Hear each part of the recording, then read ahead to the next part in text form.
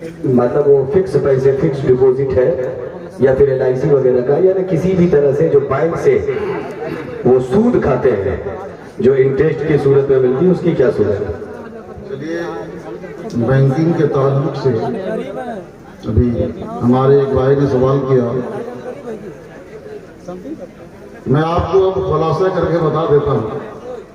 मैं तो सोच रहा था कि पर्दे पर्दे में निकल जाऊंगा, लेकिन अब खुलासा करना पड़ेगा। चाहे LIC हो या कोई बैंक हो या कोई प्राइवेट लिमिटेड कंपनी चल रही हो,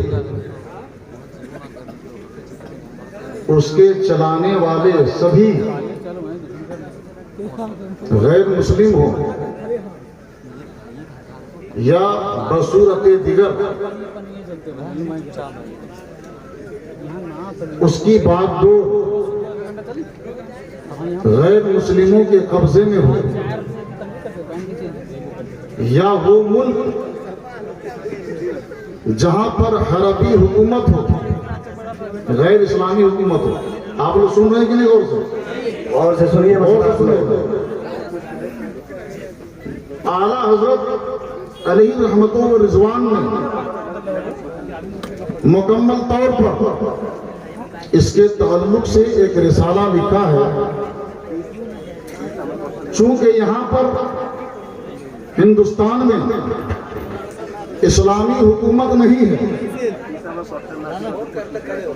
और मुसलमानों के अलावा अगर कोई भी, चाहे वो कादियानी हो, राफजी हो, हमारा बिरादरी वतन गैर मुस्लिम हो, अगर वो अपनी मर्जी से माल बढ़ाकर देता हो, जिसे शरीयत की जबान में सूद कहा जाता है, तो वो लेना जायज है।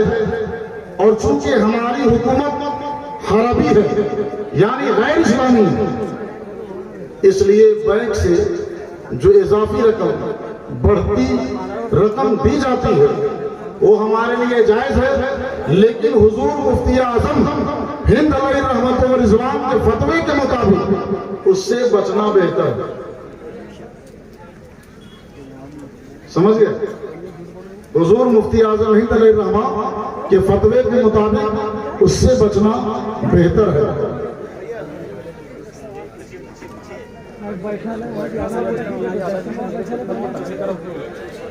हमारे उलमा लोग जो आते हैं तकरीर करने के लिए, तो वो अपना डिमांड करते हैं कि हम इतना लेंगे तब जाएंगे।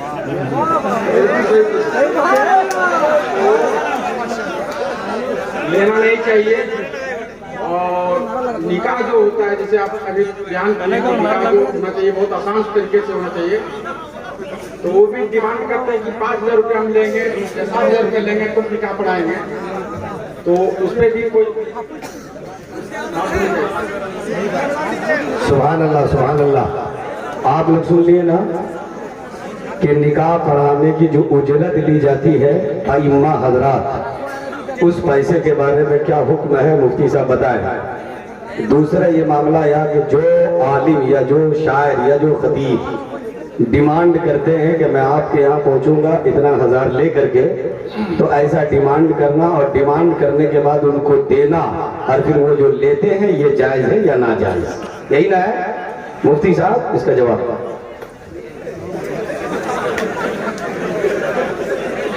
बहुत अच्छी तरीके से कर रहा है। चलिए माशाअल्लाह, देखिए जवाब जो भी आएगा वो शरीयत की रोशनी में आएगा, ठीक है। लेकिन मुझे खुशी ये हो रही है कि ये लोग सवाल, देखिए कई जगह ऐसा हुआ, यहाँ तो उलमा के खिलाफ बहुत कम पूछ रहे हैं, उलमा के ताल्लुक से बहुत कम पूछ रहे हैं। दूसरी जगह तो मौलवी लोग तिरंगा क्यों खाता है, मौलवी लोग शेखर क्यों खाता है, मौलवी लोग पान क्यों पीता है, मौलवी लोग मोटरसाइकिल पर क्यों चलता है। देखिए पढ़ा लिखा इलाका है, बहुत अच्छा सवाल किए। मौलवी मोटरसाइकिल पर चलते हैं, आपको एतराज नहीं है? अगर मारुति पे चले तो चलिए माशाअल्लाह। देखिए मैं इल्जामी जवाब दे रहा हूं आपको। डिमांडेड शायर या तो असद इकबाल है, या तो हबीबुल्लाह फैजी है, या तो नदीम फैजी है। यही बोल रहे हैं। डिमांडेड मुकर्रिर, सुनिए ना, हम अपनी जमात का नाम ले रहे हैं, हम अपनी जमात का नाम ले रहे हैं। डिमांडेड तो सुनिए, आप लोग गुस्सा नहीं होइएगा, जो भी पूछिएगा मोहब्बत से, ठीक है? हर सवाल का जवाब मिलेगा। जो भी हो, मैं आपको प्यार से एक बात कहना चाहता हूं कि दौरे हाजिर के हिसाब से सबसे पहले हम लोगों को रात में सफर करना नहीं चाहिए। मुत्तफिक है? जी मुत्तफिक है। मुत्तफिक आप लोग जोर से कहिए। रात में हम लोगों को अभी सफर नहीं करना चाहिए, लेकिन मजबूरी ये है कि प्रोग्राम रात ही में होता है, ठीक है? अब अगर मान लीजिए कि आपने किसी को गिरिडीह से बुलाया तो पैदल तो आएंगे नहीं। जवाब पर अगर आपको एतराज करना हो तो एतराज भी कर डालिए। पैदल तो नहीं आएंगे, आपको किराया देना होगा। अगर 4 व्हीलर से आते हैं वो खर्च आपको देना होगा, ठीक है? किराया आपको देना होगा, ये भी महंगा पड़ेगा। दूसरी बात, मौलवी को डिमांड नहीं करना चाहिए, चाहे वो इमामत का मसला हो, चाहे वो तकरीर का मसला हो, चाहे वो कोई भी मसला हो, निकाह का मसला हो, वो डिमांड नहीं करना चाहिए। लेकिन जवाब जो आएगा वो मेरा सुनिए आप लोग। मुसलमान पर फर्ज है, शरीयते मुतहरा ने मदीनतुल मुनव्वरा में बैतुल माल को कायम किया। कह दो ना सुभान अल्लाह। मदीने में बैतुल माल कायम किया गया था और दीन का काम करने वाले तो वहां से तनख्वाह दी जाती थी। जोर से बोलो सुभान अल्लाह। ये मौलवी आपसे पैसा क्यों मांगेगा? बाप बीमार पड़े, पैसा आप खर्चा कीजिए। बीवी बीमार पड़े, पैसा आप खर्चा कीजिए। ये ससुराल जाएंगे, मिठाई का खर्चा आप दीजिए। ये ससुराल जाएंगे, तेल का खर्चा आप दीजिए। साल में 6 जोड़ा कपड़े का खर्चा आप दीजिए। पूरे घर का खर्चा आप दीजिए। अब बताइए महंगा पड़ेगा या सस्ता पड़ेगा? अरे जोर से बोलो ना भाई, अरे जोर से बोलो ना। ये जवाब नहीं है। जी जी जी, ये जवाब नहीं है, जवाब आपका जवाब। हाँ बिल्कुल बोलिए। आप जवाब पर आइए। अच्छा, सवाल हम आपसे ये किए कि जैसे जो उलमा को मंगाते हैं तकरीर करने के लिए, समझाने के लिए, वो डिमांड करते हैं हमसे कि 5,000 लेंगे, 10,000 रुपए लेंगे। हम उस पर आपसे पूछे, सवाल किए। आप चल गए इमामत पर, आप इमामत पर चल रहे। बिल्कुल सही। इन्होंने ये पूछा था कि डिमांड करना, तो मैंने पहले ही बता दिया था कि डिमांड करना नाजायज है। बोला था कि नहीं? बोला था कि नहीं? तो फिर अच्छा देखिए, मैं ये कह रहा हूं,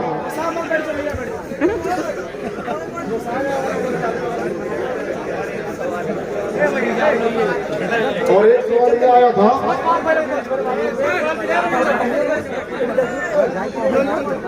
एक सवाल का जवाब बाकी है। एक सवाल ये आया था कि निकाह की उजरत लेना जायज है या नहीं? सभी लोग ध्यान है,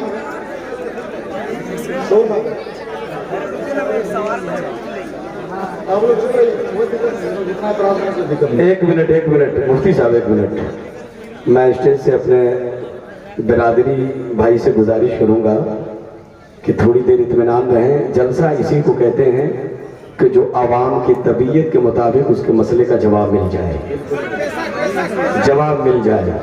सवाल है कि डिमांडेड खतीब का मांगना, मुतालबा करना, लेना और फिर उसको देना जायज है कि नहीं? बस इतना ही। दूसरा उसका मामला ये था कि निकाह पढ़ाने में जो आइम्मा हजरात उजरत लेते हैं 5,000, 8,000, 10,000, 3,000, 2,000, वो लेना कैसा है? और मुख्तसर में मुफ्ती साहब जवाब देने की कोशिश करें। जो पहला सवाल था कि डिमांडेड मुकर्रिर को जो डिमांड करते हैं उनके लिए दुरुस्त है या नहीं, तो इसका माहसल जवाब यही है कि डिमांड करना जायज़ नहीं है।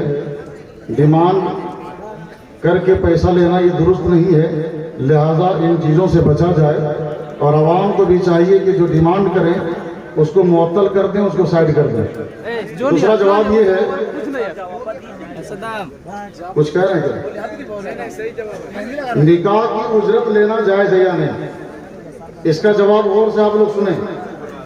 निकाह की उजरत लेना, निकाह खानी लेना, ये जायज़ है या नहीं? फतावा आलमगीरी में इसका जवाब मौजूद है, फतावा फ़क़ीह मिल्लत में इसका जवाब मौजूद है। साहिबाने फतावा आलमगीरी ये फरमाते हैं कि निकाह की उजरत लेना जायज़ है, निकाह खानी लेना जायज़ है। और बिल्कुल इसको गौर से सुनेंगे कारी मुनव्वर साहब, ये निकाह खानी का जो मामला है इसको गौर से सुनेंगे आप लोग।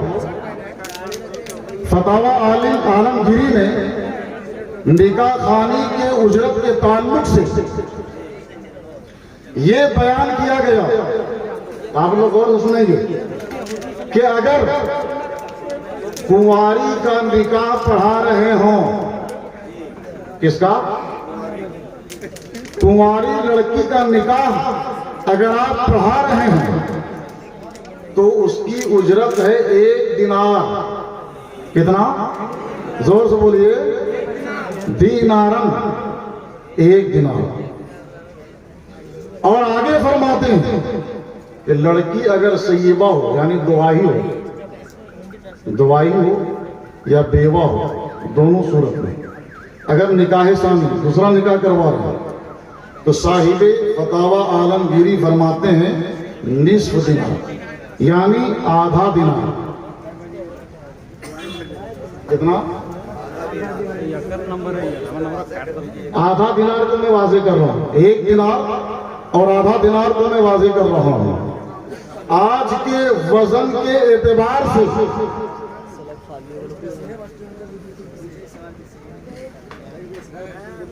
तकरीबन 5 ग्राम सोना और 666 मिलीग्राम। तो आप लोग ये बताएं कि फिल वक्त तकरीबन 600 ग्राम सोने की कीमत क्या हो सकती है? इसका जवाब चाहिए आप लोगों से। तकरीबन 600 ग्राम, 550 मान लीजिए, इसकी कीमत क्या हो सकती है?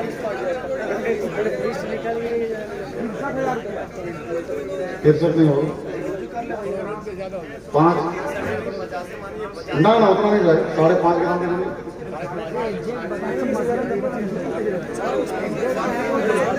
आप लोग हल्ला नहीं कीजिए, हल्ला नहीं उतना जाए। सवाल करते रहे वही तो आप सवाल करते रहे और आधा दिनार का तकरीबन 15,000 जाएगा, है ना? लेकिन इस पर गौर कीजिए, हमारे उलमाए किराम ने ये फरमाया कि ये हुक्म वाजिबी नहीं है, शरीयत की तरफ से ये मुतय्यन नहीं है। इतना होना चाहिए, ये उलमा ने ख्याल जाहिर किया है कि 1 दिनार कुंवारी का होना चाहिए, आधा दिनार दुआही का होना चाहिए, वाजिबी नहीं। ये एक ख्याल जाहिर किया, लेकिन आगे फरमाते हैं कि जमाने के हालात के एतबार पर ये हुक्म बदलता रहेगा और निकाह पढ़ाने वाले या कमेटी वाले जो तय कर देंगे वही शरई उजरत होगी। कह दे सुभान अल्लाह, जोर से कह दे सुभान अल्लाह। तो कमेटी वाले, बस्ती वाले जो निकाह खानी हालात के एतबार से तय करेंगे वही देना है, वही लेना है। तो हमारे यहाँ तो कमेटी वाले तय करते हैं, इसमें किसी को बोलने की कोई बात नहीं। हेलो, हमारा सवाल है, जो मुहर्रम में हम लोग ताजिया लगाते हैं वो लगाना हराम है या जायज़ है, और डंका बजाना जायज़ है या हराम है?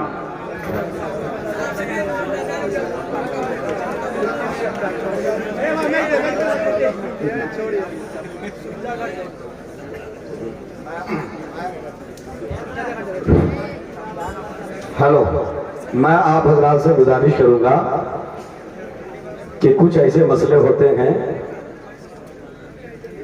कि जिसका जवाब न तलब किया जाता है न जिसका जवाब दिया जाता है। इसलिए मैं आप लोगों से गुजारिश करूंगा कि एक जगह के जलसे ऐसे ही हो रहा था, तो उसने पूछा कि अवैसे करनी की वालदा और वालिद का नाम बताइए मौलाना, क्या इसका ताल्लुक मसले से है? बताइए, इसका मसले से नहीं ना है? तो डंका ऐसे भी ही गलत है, सुबह क़यामत तक गलत रहेगा, उस पर बहस नहीं है। ताज़ियादारी के मामले पे आज इस सिलसिले में आज के इस मदरसे के जलसे में कोई बयान नहीं होगा। लिहाजा मुफ्ती साहब क़िबला ने इस वक्त बड़ी जामे और बड़ी मुदल्लल हवालों से लैस आप अपनी गुफ्तगू को सजाए और जवाब से मुतमईन फरमाया। इसलिए कि जो नात पढ़ते हैं ड्राइवर भाई, नात शरीफ जो पढ़ते हैं वो नबी की नात पढ़ते हैं। नात पढ़ने की उजरत नहीं ली जाती है। खिताब करने वाले तकरीर करते हैं, तकरीर जो दीन के सच्चे दाई हैं, मुबल्लिग हैं, इस पे कोई डिमांड नहीं किया जाता। हाँ, अलबत्ता उनके आने जाने और ज़ादे राह का ख्याल करते हुए उसका ख्याल किया जाता है और दिया जाता है। लिहाजा अगर ये मुतालबा करें कि मैं इतना लूंगा तब आऊंगा, ये गलत है, ये गलत है। लिहाजा एक सवाल और है, उसके बाद जलसे दस्तारबंदी का प्रोग्राम करेंगे और इंशाअल्लाह रहमान बहुत जल्द हुजूर सैयद साहब तशरीफ ला रहे हैं और हम लोग सुबह तक इंशाअल्लाह रहमान उनकी ज़ियारत करेंगे। एक सवाल ये है, वो आपसे ही ताल्लुक़ रखता है और आपसे ताल्लुक़ ये रखता है कि एक सवाल ये है, सुनिए आप लोग, एक सवाल ये है कि हजरत शादी ब्याह के मौके से गौर से सुने सवाल, तब जवाब आपको समझ में आएगा कि हमें किस सवाल का जवाब दिया जा रहा है।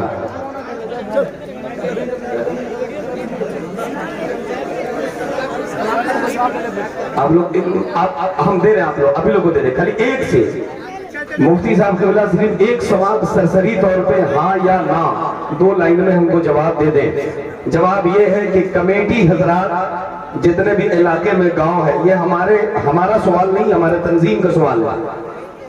सवाल ये है कि गांव की तरफ से कमेटी की जानिब से लड़की वाले अंजुमन को 5,000 देंगे या 2,000 देंगे, या लड़के वाले जो बारात आते हैं तो निकाह के वक्त में निकाह खाने की रकम इतनी है और यहाँ के मस्जिद और मदरसे को ये पैसा दिया जाता है। क्या वो 2,000 और 4,000 लेना जायज़ है? और साथ ही साथ शादी ब्याह के मौके से जो रस्में की और ये दरवाजा लगाना होता है कि जब तक के दूल्हे की गाड़ी दरवाजे तक न लगे तब तक के इसको मुकम्मल नहीं समझा जाता है। मुफ्ती साहब क़िबला हमें ये जवाब दें कि अगर दूल्हे की गाड़ी जहां बारातियों का इंतजाम अगर वहीं रखा जाए तो ये क्या गलत होगा या जो दरवाजा लगता है वो सही होगा? हमें तशफ़ी बख्श जवाब दें। सुभान अल्लाह, माशाअल्लाह। हमारी तंजीम के जनरल सेक्रेटरी मौलाना अनवर मिसबाही साहब के क़िबला और हमारे मौलाना महफूज साहब के क़िबला और हमारे दीगर उलमा किराम यहाँ पर बैठे हुए हैं जो हमारी मदद कर रहे हैं पीछे से सवालात करने में, और आप हज़रात काबिल मुबारकबाद हैं कि हर सवाल का जवाब बगौर सुन रहे हैं। सवाल ये आया कि हमारे इस इलाके में दस्तूर है कि शादी ब्याह के मौके पर निकाह के वक्त लड़के वाले से मस्जिद और मदरसा के नाम पर कुछ रुपये लेते हैं। तो ये बात जहन में रहे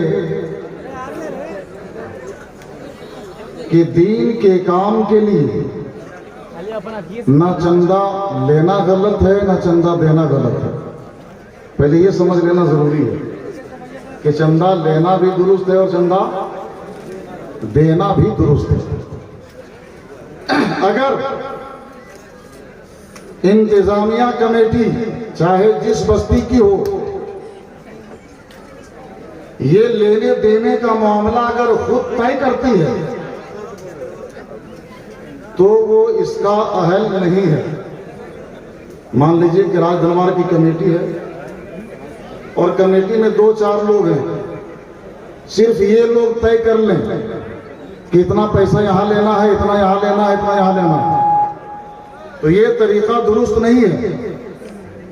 अगर पूरी बस्ती वाले की इसमें मर्जी हो कि हर कोई देगा अंजुमन कमेटी में, मस्जिद कमेटी में, और ये रिवाज अगली बस्ती में भी हो, पूरे अंजुमन वाले, पूरी बस्ती वाले मिल बैठकर अगर ये तय करें कि शादी के मौके पर हर लड़के वाले 5,000 अंजुमन में देंगे, तब ये जायज है। सिर्फ कमेटी वाले अगर दबाव बनाएंगे तो ये तरीका जायज नहीं है। दूसरा जवाब ये है, और क्या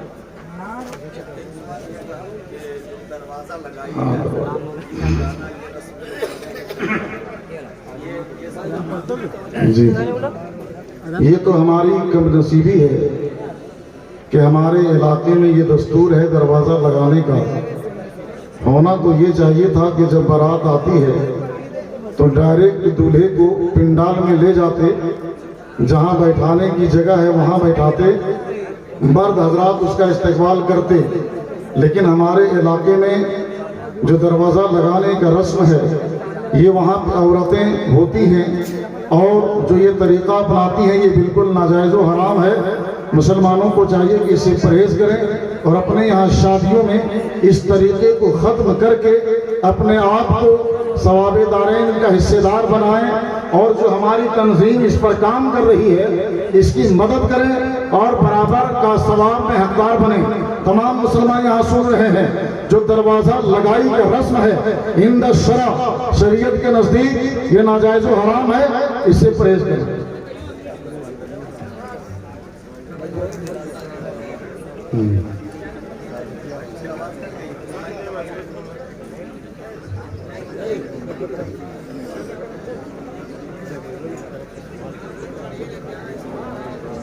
हेलो, अस्सलाम वालेकुम। वालेकुम अस्सलाम। मेरा एक सवाल है हज़रत, अगर किसी को आशा दे करके अगर ना वो पूरा करे तो वो कैसा है? तो आप सवाल को खुलासा कीजिए। सवाल मेरा ये है, अगर किसी को आशा दे, अगर कोई भी सामान अगर मैं आपको दे रहा हूँ, अगर वो ना दे तो वो ना कैसा है? ठीक है,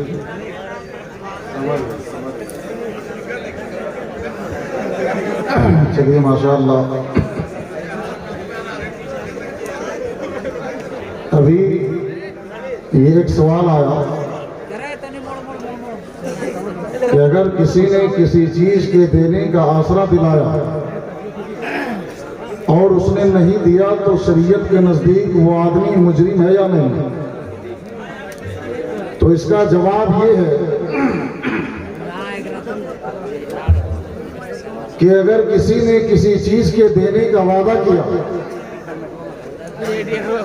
और वो नहीं दे सका तो देखना होगा कि वाकई वो शख्स मजबूर था या बगैर मजबूरी के मुझे नहीं दिया। अगर वो देने से मजबूर था और नहीं दे सका तब तो वो मुजरिम नहीं है, और अगर देने के काबिल था और नहीं दिया तो इसकी भी कई सूरतें हैं। लेकिन हुक्म यह है कि देने के काबिल था और नहीं दिया तो गोया उसने वादा खिलाफी की, और ये मोमिनों की अलामत, मोमिनों की पहचान नहीं है कि वादा करे तो वादा खिलाफी करे। वादा खिलाफी करने वाला शख्स गुनहगार है। अब इसमें कितना गुनाह है अल्लाह तबारक व तआला ही तय फरमाएगा, हम और आप तय नहीं फरमा सकते। बहरहाल वादा खिलाफी करने वाला इस्तिताअत रखते हुए अगर कोई वादा खिलाफी करे तो वो गुनहगार है। सुभान अल्लाह सुभान अल्लाह। आज के इस जलसे से ये फायदा हुआ कि चंद मसाइल जो रोजमर्रा जिंदगी में पेश आने वाले हैं उसका हल हुआ। लीजिए एक और साहब आए हैं, एक सवाल करना चाहते हैं हमारे मुफ्ती साहब से। आप सवाल। अस्सलामु अलैकुम। मेरा नाम मोहम्मद हाशिम है। मेरा बच्चा इसी मदरसा में पढ़ता है। मैं कुबरी से आया हूँ। मेरा एक सवाल ये है, जो गांव में हम लोग सदर व सेक्रेटरी बनाते हैं उसका गांव प्रति क्या जिम्मेदारी होता है? जैसे हम लोग अक्सर देखते हैं कि वो नमाज पढ़े या ना पढ़े उससे कोई फर्क नहीं पड़ता। जो बोलने के लिए आता हो, पंचायत करता हो या गांव का अच्छा खासा पूंजीपति वाला हो, उसी को अक्सर गांव में सदर सेक्रेटरी बनाया जाता है। तो गरीबों के प्रति गांव में बहुत सारे झगड़े होते हैं, तो इधर उधर से कुछ पैसा खा के उसके प्रति फैसला गलत कर जाते हैं। तो ये कैसा है और उसके प्रति गांव के कौन सा जिम्मेवारी है? क्या करने से मुसलमान के प्रति अच्छा फैसला हो और गांव बढ़िया रहे? चलिए सुभान अल्लाह माशाअल्लाह। हमारे कुबरी से आए हुए इनका ये सवाल है। मोहतरम हज़रात, आप सिर्फ और सिर्फ 5 मिनट बर्दाश्त कीजिए, हुजूर की गाड़ी आने वाली है। नारे तकबीर, नारे रिसालत। मुमकिन हो कि 5 से 10 मिनट लग जाए, मगर हजरत आ रहे हैं। आप इत्मीनान और सुकून के साथ बैठे, बहुत अच्छा हो रहा है। हम वो बात बताते हैं जो आप नहीं सुनना चाहते हैं, अब वो बात बताई जा रही जो आप सुनना चाहते हैं। एक भाई का सवाल ये आया कि अंजुमन में सदर सेक्रेटरी का इंतखाब अमल में आता है और सदर सेक्रेटरी बेनमाजी होते हैं, क्या उनकी कारकर्दगी क्या होनी चाहिए? क्या वो नमाजी नहीं होना चाहिए? और गांव में हर किस्म के लोग होते हैं, बड़े भी होते हैं, छोटे भी होते हैं। तो छोटों को दबाने के लिए बड़े लोग इधर उधर से कुछ पैसे ले लेते हैं। इस तरह से गांव के चंद लोग ऐसे लोग से परेशान होते हैं। ऐसी सूरत में हम अपना फैसला या सदर सेक्रेटरी की क्या जिम्मेदारी होगी, आप शरई रोशनी में हम सबों को आगाह करें। सुभान अल्लाह माशाअल्लाह।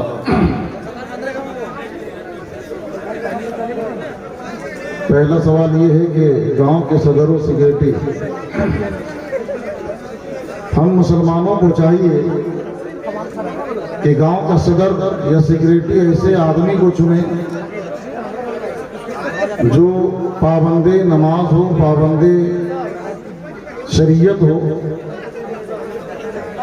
गांव के सबसे बेहतर आदमी को जो रिश्वत से, घूसखोरी से परहेज करे। दूसरी सूरत में अभी तंजीमे मुजद्दिदे अल-फिसानी ये जिम्मेदारी ले रही है कि जहां भी झगड़े हो जाएं या कोई मामला हो जाए तो आप मुजद्दिदे अल-फिसानी जो तंजीम है उलमाए किराम से राब्ता करें और उलमाए किराम के जरिया कुरान और हदीस की रोशनी में फैसला करवाने की कोशिश करें। सुभान अल्लाह सुभान अल्लाह। जो लोग घूस लेते हैं, रिश्वत लेते हैं, यकीनन जो दीन की रियायत नहीं करता, शरीयत के कानून की रियायत नहीं करता, जो दीन के अहकाम पर अमल नहीं करता, वो हक और गलत का भी एहतराम नहीं करेगा, उसकी भी रियायत नहीं करेगा। जो खुद घूस लेता हो वो सही फैसला क्या करेगा? जिधर पल्ला भारी देखेगा उधर झुक जाएगा। इसलिए हर फैसले में एक अच्छा आलिम हो ताकि कुरान और हदीस की रोशनी में वो फैसले को सुना सके। और तंजीम मुजद्दिद अल-फिसानी के बैनर तले माशाअल्लाह ये काम हो रहा है। सभी लोग कह दें सुभान अल्लाह, जोर से कह दें सुभान अल्लाह। दूसरी बहुत सुभान अल्लाह सुभान अल्लाह। मुख्तसर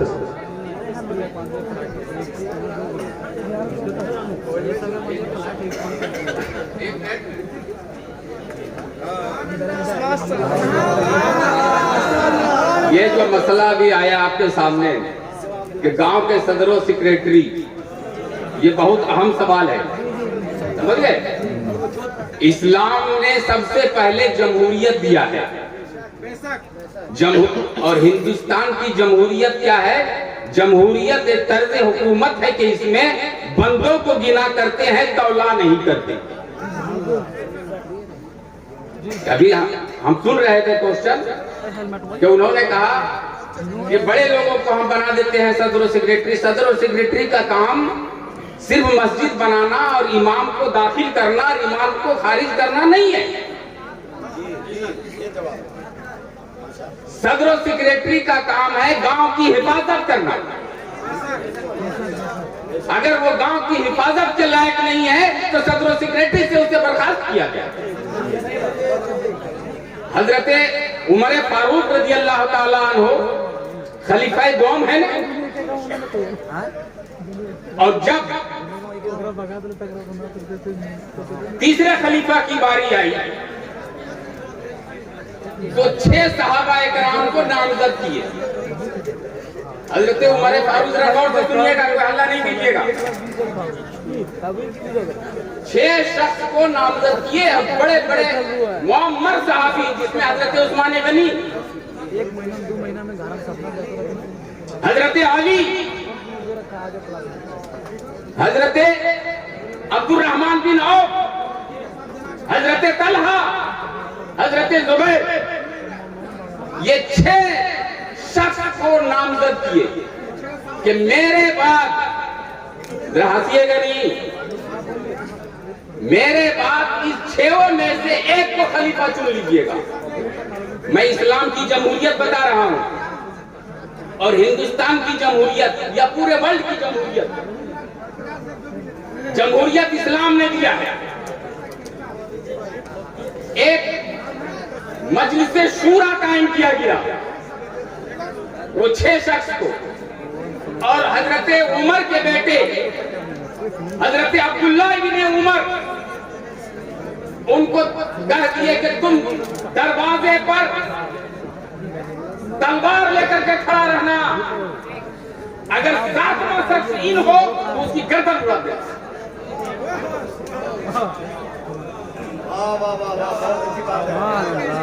7वां शख्स इन हो तो गर्दन उड़ा देना। और आज हम सुनते कैसे हैं? एक टीम बना करके लेके आते हैं कि आज इन्हीं को सदर बना देना।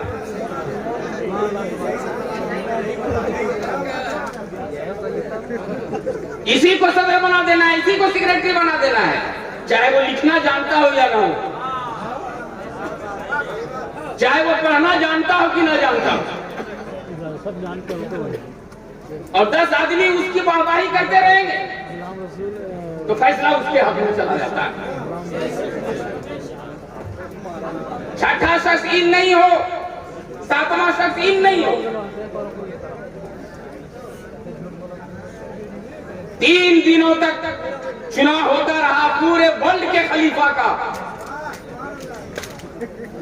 बात बन नहीं रही है। 3 दिनों के बाद 3 शख्स ने अपना नाम वापिस ले लिया। अब उसमें रह गए 3 शख्स, एक हजरत उस्मान गनी, एक हजरत अली और एक अब्दुल रहमान बिन औफ, और 3 आदमी निकल गए, अपना अपना नुमाइंदा एक दूसरे को बना दिए। कहा कि इसको और कम किया जाए, 6 में खलीफा नहीं चुना जा रहा था तो उसको 3 किया गया। 3 में भी बात नहीं बन रही है। हजरत अब्दुल रहमान बिन औफ खड़े हुए, कहा मैं अपना नाम वापिस लेता हूं, मैं अपना नाम वापिस लेता हूं। हजरत अब्दुल रहमान ने भी अपना नाम वापिस ले लिया। बच गए 2, कौन? हजरत उस्मान गनी और हजरत अली। हजरत अब्दुल रहमान बिन औफ ने वापिस लिया और आप अपनी जबान में वो किंग मेकर हो गए। हजरत उस्मान गनी ने कहा हुजूर आपका जो फैसला होगा मैं उसे तस्लीम करूंगा। हजरत अली ने फरमाया कि आपका जो फैसला होगा मैं उसे तस्लीम करता हूं। आज जो फैसला करते हैं ना, सबसे पहले एक लिखते हैं कि जो मैं फैसला करूंगा वो मानने के लायक हो, उसको मानना पड़ेगा। वो ये हर पंचायत में होती है कि नहीं? लिखता है कि नहीं लिखता है? अंजुमन नहीं, हर पंच वाले लिखते हैं कि जो मैं फैसला करूंगा वो मान होगा, और फैसला करने के बाद मान नहीं होगा। वादा ले लिया पहले, लेकिन मान नहीं होता है। लेकिन आप अपने इस्लाम के असलाफ का जमाना देखिए, आप हैं कहाँ? अपने असलाफ की तारीख को पढ़ते नहीं हैं और क्वेश्चन करते थे। अपने असलाफ की तारीख को पढ़िए तो क्वेश्चन आपका वहीं पे सवाल भी होगा और वहीं पे जवाब भी होगा।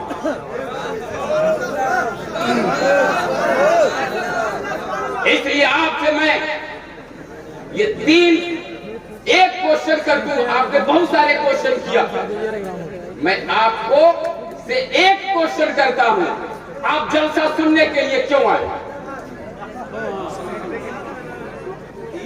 ये ऑब्जेक्टिव सवाल है, क्यों आए? इसका मैं 3 जवाब देता हूं और इसमें आपको एक टिक लगाना है। ऑप्शन 3 है और जवाब 1 होगा। जलसा को कामयाब करने के लिए या इस जलसे में अपनी कामयाबी के लिए? 2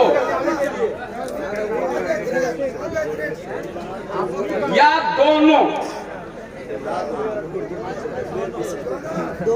ये 3 अभी दीजिएगा जवाब, आप घबराइए नहीं। तो मैं जो बता रहा था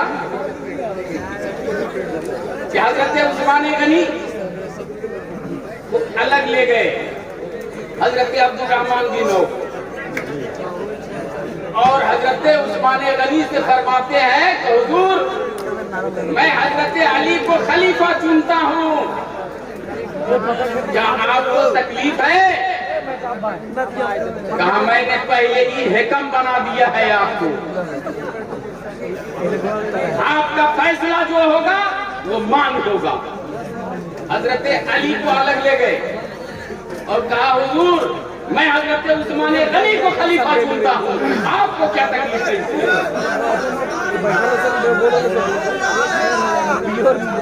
हजरत अली ने कह दिया हुजूर मैंने तो हिकम आपको बना दिया है, फैसला तो फैसला आपको बना दिया है।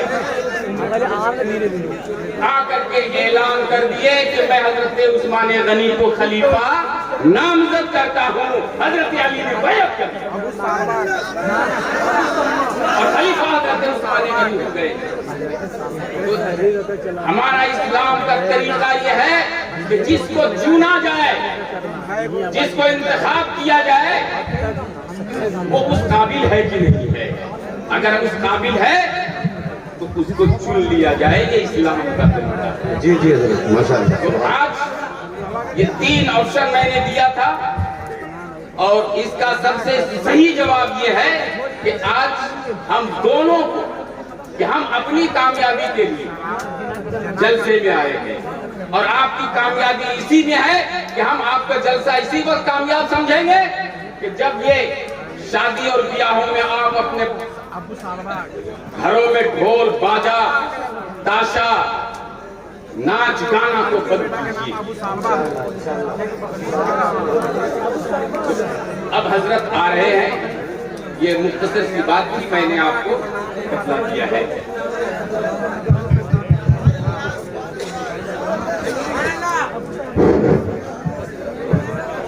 मोहतरम सामने किराम, आप हजरात के बीच मैं सिर्फ इसलिए आया हूँ कि मैं आज आपको बताने जा रहा हूँ कि हमारी जमात के किन बुजुर्गों की वो कैसी कैसी काबिशें रही जिनके खिदमात का मैं सिला दे नहीं सकता। भैया जरा मेरी बात सुनिए, अब रूह परवर मंजर जलसे दस्तारबंदी देखेंगे आप, और इधर जलसे दस्तारबंदी होगी, इधर हुजूर सैयद अमीरुल कादरी की गाड़ी आएगी इंशाअल्लाह। जोर से कहिए सुभान अल्लाह। मैं सिर्फ एक बात आपको बताने के लिए आया हूँ कि मदरसे के असातिज़ा और मदरसे के सरबराह हजरत कादी फिरोज अख्तर साहब ने अपनी कम उम्री में जो तजर्बात और मुशाहिदात के मंजिलों से हमकनार हुए, आज उनकी खिदमात का सिला आज हजारों नहीं लाखों आंखें अपनी माथे से देख करके दुआएं देते हुए नजर आ रहे हैं। लिहाजा मैं आपसे ये कहना चाहता हूँ कि आज जो ये इवार्ड देख रहे हैं, आप समझते होंगे कि उन्हीं हजरात को इवार्ड मिलता है जो बहुत बड़ा काम करता है।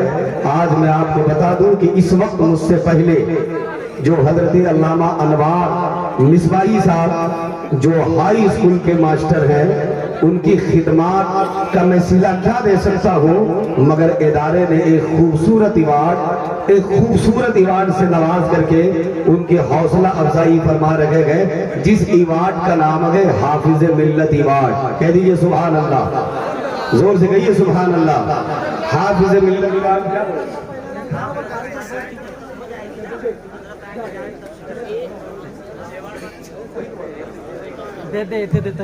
हाफिज मिल्लत इवार्ड है जो अल्लामा अनवार अहमद साहब मिसबाही जामिया बरकातिया फैजुल्लूम के नाजिम मोहतमिम कारी फिरोज साहब अपने हाथों से नवाजेंगे। आप इस पस मंजर का मुशाहिदा करेंगे। मैं बताऊंगा इवार्ड देने के बाद इनकी खिदमत क्या थी, मैं बताऊंगा कि क्यों दिया जा रहा है इन्हें। लिहाजा आप हजरात मेरे साथ नारा लगाए, नारे तकबीर, नारे रिसालत, और मैं गुजारिश करूंगा आप उन्हें शाल से भी नवाजें। नारे तकबीर, नारे रिसालत, जलसे दस्तारबंदी, जामिया बरकातिया फैजुल रसूल। हजरात, मैं ये अवार्ड लेकर के तब तक खुश नहीं रहूंगा जब तक हमारे इलाके से ये जो खुराफात है ये मुकम्मल तौर पर इसका खात्मा नहीं हो जाए। और मैं अपने स्टेज पर बैठे हुए उलमा की तरफ से मैं मुतमईन होना चाहता हूं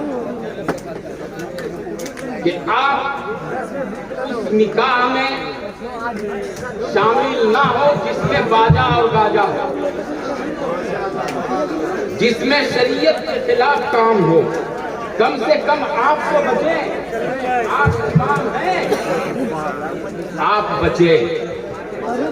मैं शुक्रिया अदा करता हूं हाफिज फिरोज साहब का, जिन्होंने मुझे यह अवार्ड नवाजा है, और मैं तहे दिल से अल्लाह का शुक्र भी अदा करता हूं कि हाफिज मिल्लत के रास्ते पर हमें चलने की तरक्की और तौफीक अता फरमाए।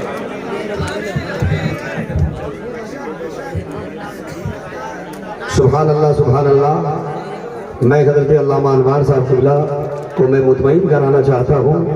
आप जिस डगर और हम लोगों को लेके चले गए, इंशाअल्लाह आप आवाज़ लगाएं, शाना बशाना चलने के लिए हमारे उलमा आपके साथ तैयार हैं।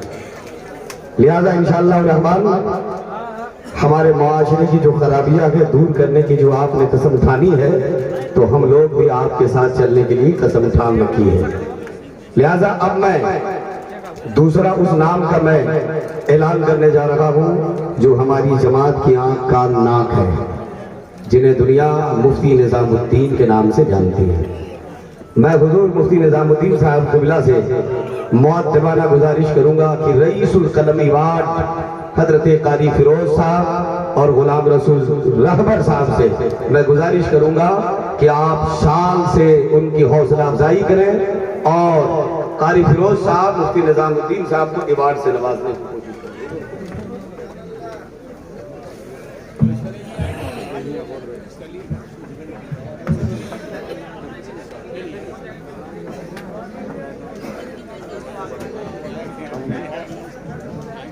सारे उलमा किराम का मैं शुक्रगुजार हूँ जिन्होंने मुझे इस लायक समझा कि रईसुल कलम अवार्ड से नवाजा। रईसुल कलम हज़रत अल्लामा अरशदुल कादरी साहब का खिताब है। रईसुल कलम हज़रत अल्लामा अरशदुल कादरी साहब का खिताब है। उन्होंने ढेरों सारी किताबें लिखी, इसलिए रईसुल कलम कहा जाता है। यहाँ की कमेटी ने, आप लोगों ने इससे नवाजा। अल्लाह अज़्ज़ व जल हमें इसी तरह हमेशा सही लिखने और आवाम की सही रहनुमाई करने के लायक रखे और उसी की तौफीक बख्शे। साथ ही साथ सारे उलमाए किराम को अल्लाह पाक इसी तरह दीन की खिदमत करते रहने के लायक रखे। अस्सलाम वालेकुम। सुभान अल्लाह, सुभान अल्लाह। दूसरा इबाद ताजुल शरिया इबाद है। कह दीजिए सुभान अल्लाह। इस नाम से बहुत प्यार है, इसलिए इस प्यार है कि ये ताजुल शरिया ना जाने कितने लोगों के पीरो मुर्शिद है। सुभान अल्लाह। लिहाजा मैं उस मुबारक नाम का ऐलान करता हूँ जो हमारी जमात में सबसे लंबे हैं, सबसे जमात में हमारे सबसे लंबे हैं। उनके सामने जब भी खड़े होते तो सर उठा के बात करता हूँ। सुभान अल्लाह। इसलिए मैं हजरत अल्लामा महफूज मिसबाही की बारगाह में मैं गुजारिश करूंगा और बिलखुसूस मौलाना रफीक अजहर साहब से मैं गुजारिश करूंगा कि ये इबाद मौलाना महफूज आलम मिसबाही साहब को आप अपने हाथों से नवाजें और शाल वो गुलाम रसूल दिलबर साहब उनके हौसला अफजाई का काम करें। नारे लगाइए, नारे तकबीर, नारे तकबीर, नारे रिसालत, नारे रिसालत। जलसे दस्तार बंदी हजरत अल्लामा महफूज मिसबाही साहब क़िबला।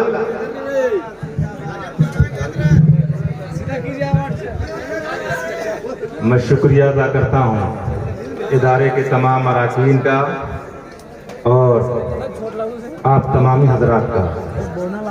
कि Tanzeem Mujaddidi Alfisani educational and welfare society के एजेंडे को आप लोगों ने कबूल किया, जिसका नतीजा ये है कि हमारे इलाके से बहुत सारी बुराइयां ख़त्म हो रही हैं और इंशाअल्लाह धीरे धीरे जो भी बाकी बुराइयां हैं वो ख़त्म हो जाएंगी।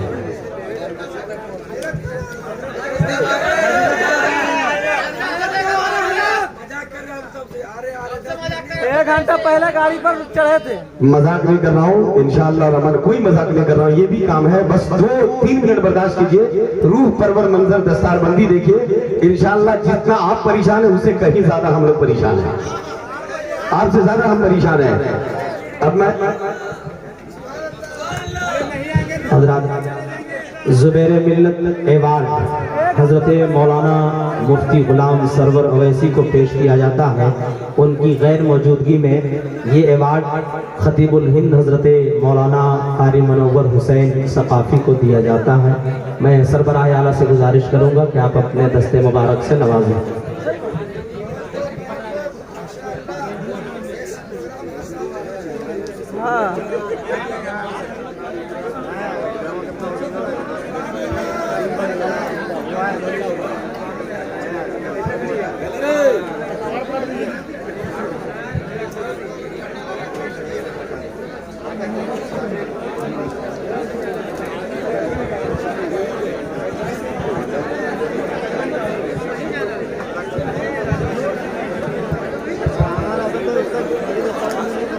आपको मैं बता दूं कि कुछ काम है जिसको क्लियर इसलिए किया जा रहा है कि हजरत के आने के बाद आप सुनने के मूड में आ जाएंगे और हम लोग भी सुनने के मूड में आ जाएंगे। इसलिए कि ये कोई गांव का जलसा नहीं है बल्कि मदरसे की दस्तार बंदी। और मैं उन बावकार हस्तियों का नाम का ऐलान करता हूँ जिनकी खिदमतों से आज हम सब लोग जमा हुए हैं। पहला नाम हजरत मोहम्मद अल्तमश अमजदी साहब हैं जिनको शाल मुबारक से नवाजा जाएगा। दूसरा नाम हजरत मौलाना गुलाम रसूल रहबर साहब हैं। सुभान अल्लाह। दूसरा नाम हजरत मौलाना मुजाहिद रजा मुजाहिद हैं। दूसरे मौलाना किस्मत अली साहब हैं। मौलाना मंजूर अलीमी साहब हैं। हजरत हाफिज इब्राहिम साहब हैं। मौलाना अब्दुल हसीब साहब हैं। मौलाना कमरुल हसन साहब हैं। और दूसरा नाम मौलाना कमरुद्दीन है। और मौलाना नसीर हैं। मौलाना मंसूर साहब हैं। मौलाना अब्दुल रहमान नामी है, मौलाना मुफ्ती अजहर है, मौलाना अयूब रजवी हैं, मौलाना कमरुल हसन साहब हैं, मौलाना शौकत साहब हैं, कारी फारूक साहब हैं, हाफिज जहांगीर साहब हैं। इन नामों के साथ शाल मुबारक से नवाजा जा रहा है। ये रूह परवर मंजर है, लिहाजा ये मदरसे का जलसा है। सारे लोगों ने मदरसे का ताउन किया, सारे मदरसों का ख्याल किया और मदरसे की जो कमेटी है उनके जानिब से ये शाल पेश किया जा रहा है। अल्लाह ताला इस अमल को कबूल फरमाए। अब लिहाजा अब एक काम सिर्फ बाकी रह गया है, वो एक काम ये है कि दस्तारबंदी का मामला, दस्तारबंदी का मामला। अब मैं आप हजरात से गुजारिश करूंगा कि मौलाना महफूज मिसवाई साहब, कारी फारूक साहब किबला, आप जरा आगे आ जाएं और जो 8 बच्चों के सरों पे जो दस्तारबंदी रखी जाएगी आप अपने मुबारक और मौलाना मुफ्ती तनवीर साहब और राज धनवार के सैयद साहब, इमाम साहब, और माशाल्लाह माशाल्लाह राज धनवार सैयद साहब आ चुके। कहिए सुभान अल्लाह, सुभान अल्लाह, जोर से कहिए सुभान अल्लाह। लिहाजा जो बच्चे दस्तारबंदी लेंगे जरा वो आप खड़े हो जाएं। क्या उनका नाम का लिस्ट रखे हैं क्या? आप खड़े हो ना, आप खड़े हो ना। मेरे भाई सारे लोग इत्मीनान सुकून के साथ खड़े हो जाए। अभी सही सब आए नहीं है, सुनिए अभी आए नहीं है। जो जहां तहां है जरा सा आगे सिमट करके आ जाए, क्योंकि उसमें फिर उस वक्त को बर्बाद नहीं करना है। सैयद सब आएंगे, डायरेक्ट माइक के हवाले होंगे, लिहाजा हम गुजारिश करेंगे आप सिमट जाएं। जो करीब से देखना चाहते हैं सिमट जाएं, आ जाए। जितने करीब से आप देखेंगे इंशाअल्लाह रहमान आपको मिलेगा। अल्लाह नहीं, ये महफिल रसूल है। अदब के साथ बैठे माशाअल्लाह। अदब के साथ अपनी जगह पर आप बैठ जाएं इंशाअल्लाह रहमान। कुछ ही पल में भाई मशीन रहने दीजिए, ये नहीं रहेगा तो फिर किस काम करेंगे हम लोग। थोड़ा सा मशीन से थोड़ा सा पीछे हटिए, थोड़ा सा पीछे, थोड़ा सा पीछे भाई।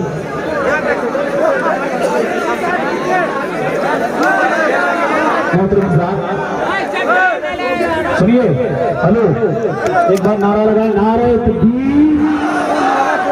5 लोगों की आवाज है, यहाँ पे सैकड़ों लोग हैं। नारे तकबीर।